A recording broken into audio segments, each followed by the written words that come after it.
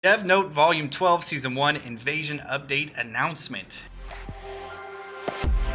Greetings, Descendant. This is the director of the first Descendant. Not going to butcher his name. In this dev note, I would like to share a preview of Season 1 update. Please check the major update details along with the weekly updated content schedule for Season 1. GG's. Just when you thought Rel's Legion had retreated, they're coming back with more powerful tactical weapons. The first Descendant Season 1 update Invasion features a new episode along with events. That sounds cool.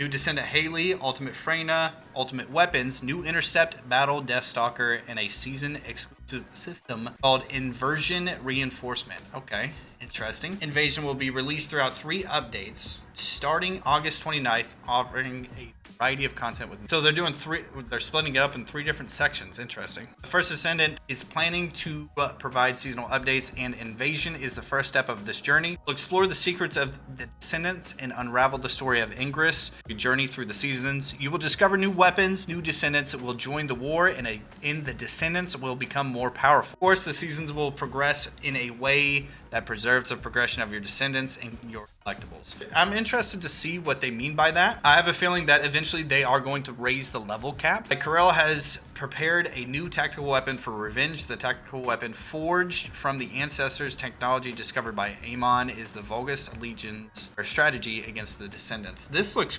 oh yeah, it was this thing in the trailer where they were shooting up. When the invasion season begins, the invasion event will occur daily in 2 of the hard infiltration operation dungeons. In the dungeon where the invasion has begun, you can start by selecting either infiltration operation or invasion. The invasion event can be cleared twice per day for each dungeon. Invasion dungeons will put your skills and wits to the test to hold back the Descendants. Corel has built a defense system with the different mechanics. Legion solo challenges, so solo dungeons, all right, feature different routes, puzzles, and strategies from the normal dungeons, where your objective is to fend off the invasion as quickly as possible. That sounds really dope. So a changing, altering dungeon as time goes on. That doesn't sound too bad. It sounds pretty cool. Our new Descendant, Haley Scout, once a guerrilla unit supply sniper who gained fame from it as a legendary sniper.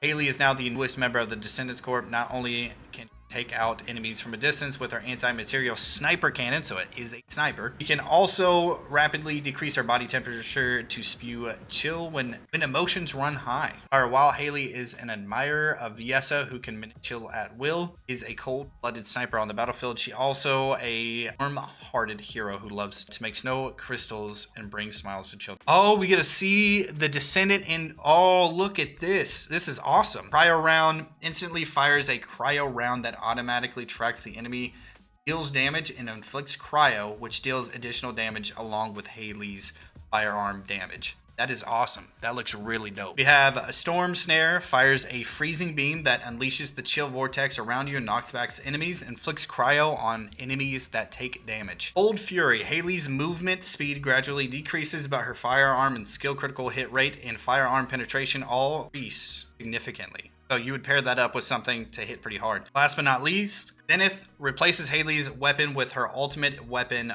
anti-material sniper cannon. That looks badass, I'm not gonna lie. Penetration of anti-material sniper cannon and firearm attack greatly increases and deal additional chill skill damage. Covers MP upon successfully attacking weak points and decreases the cooldown the more bullets you have remaining when the skill ends. Version reinforcement, the season progression. Descendants experience a change in their arche as they've come into contact with Iron Hearts multiple times. Their arche began to draw energy from a destroyed Iron Heart. Embracing the energy as a source of strength, the Descendants can now gain new abilities through the Inversion Reinforcers. Hunt improves the Descendants' base stats. Attribute improves the Descendants' attribute resistance. Recovery improves the Descendants' recovery. Survival receives a defense buff that activates under certain conditions. Receives an effect that is useful for invasion dungeons. Inversion Reinforcement is a progression system that only lasts for the season. You can learn the Inversion Reinforcement effect using the Iron Heart particle, which can be earned by clearing invasion dungeons or being active in a hard difficult fields. You can choose 3 of the effects that can be unlocked or have been unlocked. When you unlock all 4 of the effects in a line, you automatically acquire that line's collection effect. Collection effects are passive effects that are always applied during the season. This means that you will unlock all inversion reinforcement effects. You can utilize 3 selected effects 5 collection effects each line in the battle. So what this sounds like is very similar to Destiny 2's seasonal artifacts. That's what it kind of sounds like. Freyna's Awakening Ultimate Freyna. You know that we're getting Ultimate Freyna based off the trailer that we got not too long ago.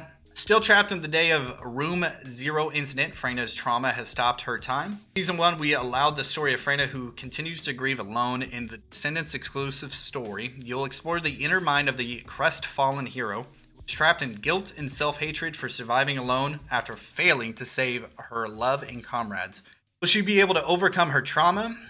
You will then get to meet Ultimate Freyna, who broke through her limits. There are also exclusive modification modules for her. Future Ultimate Descendants will be added to seasonal updates as the Descendant stories in the first Descendants lore expands. After Season 1, Ultimate Freyna, next update to Ultimate Descendants will launch, starting the initial Descendants to join. New Ultimate Weapons. Woo woo. This looks dope. This gives me Outbreak Prime vibes. Does anybody agree? I know it's not necessarily a one for one. This is giving me Outbreak vibes. Excava, a powerful and versatile ultimate weapon. The assault rifle arrives with this update.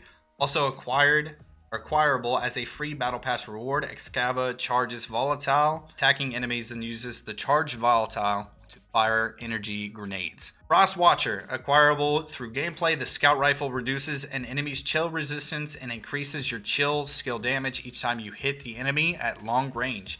Perfect weapon for VS and Haley chill attribute skills. I was thinking the same thing as I was reading that. I was like, you know, perfect weapon to pair up with Haley with that sniper, and then maybe with something with VS. Looming threat over Ingress, Deathstalker intercept battle. The Colossi still threatened Ingress from behind the dimensional wall. It's time to meet the most powerful Colossus. Deathstalker emerges from darkness and unleashes attacks based on poison and fear. Stalking the Descendants in the darkness of the void, Deathstalker is more formidable than any other Colossus you've accepted. Must jump back into the void to protect Ingress from this menace, solve the mystery shrouded in the dark, and intercept Deathstalker. Highest difficulty, Infiltration Operations in ETA 0. In Season 1, the highest difficulty of Infiltration Operations will be added. It's a proving ground to test and polish your optimized builds, form a team, or challenge yourself to more difficult infiltration operations in public matchmaking. Prove the strength of the Descendants and acquire loot that can only be obtained in more difficult infiltration operations. That is awesome. We love loot based off of harder content, like the best in slot gears, just stuff behind some of these in-game activities. That's a W. Along with this, a mysterious merchant ETA 0 visits Albion. Every time he visits, he shows up with a variety of products that can be purchased with exclusive currency.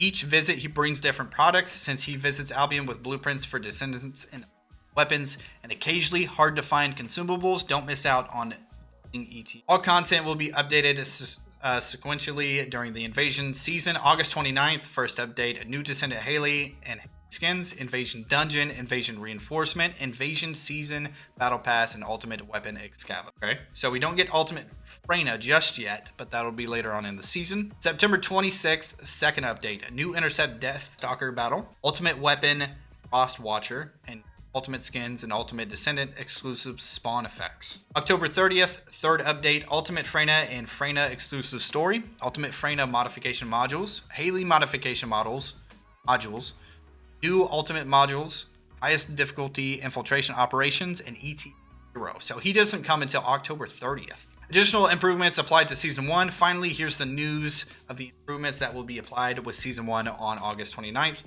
All right, Void Fragment and Fusion Reactor Loop improvements. This is good. This is some information that we need to know, because everybody knows that the gameplay loop with Void Fragments, the Outpost, Void Shards, just all that is ridiculous. All right, so let's read into this. It has been improved so that playing Void Fragments once on hard difficulty now grants enough Void Shards to use the Fusion Reactor once.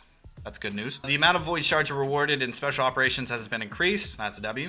Void shards required for the fusion reactor have been typed. So does that mean it's just like just one type now instead of two, right?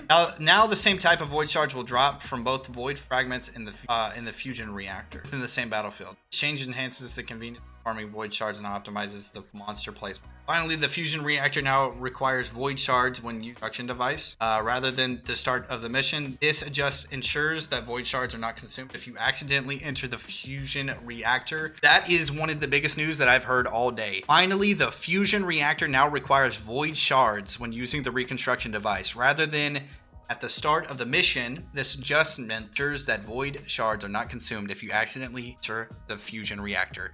Have you guys ever been running around an area, fighting stuff, doing your own thing, right? You know, collecting things, killing mobs, whatever, and you just so happen to see this random mob running toward you from a random area, right? Shoot it, and there goes your shards. Your shards are gone, right? It's happened to all of us. We've accidentally all joined up on fusion reactors, and it just takes your hard-earned void shards. Nobody likes that, so this is good change. W change. We love hard infiltration operations improvements. As previously announced, random options will be replaced with preset selections. The presets offer 3 options: 0%, 125%, and 250%. And descendants who choose the same preset can play together in public matchmaking. In addition, to prevent the number of types of matchmaking pools from growing, select the same infiltration operations will now be matched together regardless of their selected rewards. Instead, the global effects that were applied based off the selected rewards will be removed. Lastly, the timed occupation mission will be removed from hard infiltration operations and replaced extermination battle, where the time can be based off Descendant skill. Socket type saving feature improvements. Now, once you assign a socket type, the socket type, granted that slot is permanently saved, you can easily change it to the previously granted socket type at any time. For example, if a Descendant changes one of the A sockets to an M socket, and easily choose between A and M in that socket afterward. Additionally, the socket type applied to loadout setting 1 can also be used in settings 2 and 3 as well, allowing you to grant multiple socket types only to the slots that acquire multiple socket types. Descendants balance adjustments. Jaber's turret has been improved to apply stats such as skill, power modifier, and additional attack, able to be enhanced by Descendants modules. Additionally, Jaber's turret sync skill has been adjusted to apply to the turret Jaber has summoned, and if the turret engineering modification module is equipped, the summoned turret has been approved to create an area. That sounds pretty good. Jaber fans out there uniting, I'm sure. Blair's Pitmaster skill has been approved to have more enhanced effect based off the number of flame zones. The duration of the Blaze Up skill has been increased, and the MP cost has been reduced. When using Extinguish skill, the flame zone will no longer be retrieved. Instead, the Taste of Aggression effect will stack based off the number of flame zones.